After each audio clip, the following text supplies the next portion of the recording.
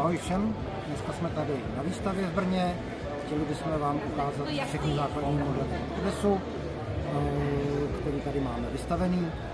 Chtěli bychom vám trošku popsat a rozptýlit spoustu řečí, které se kolem té značky vytváří a uvést vás do reality, tak jak to běží. Máme tady první model 650.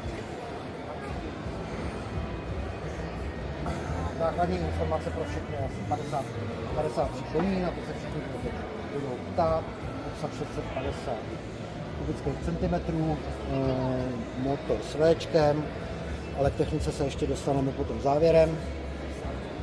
Tak jak ho tady vidíte, tak si ho koupíte, žádný jiný verze neexistují, na 14 kolech, 3modový posilovač řízení, to bych zdůraznil hnedka na začátku.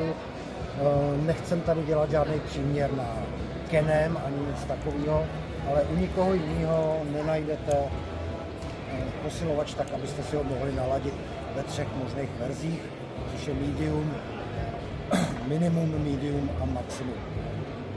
Všechny ostatní 4 to nemají.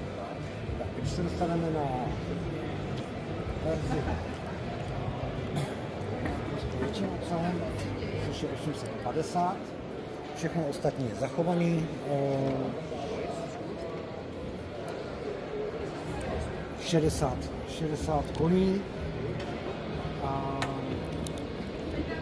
tady bych u těchto 2 verzí bych chtěl zdůraznit to, že si je můžete koupit jak v kategorii L7E, což je motorka, tak v kategorii T3B.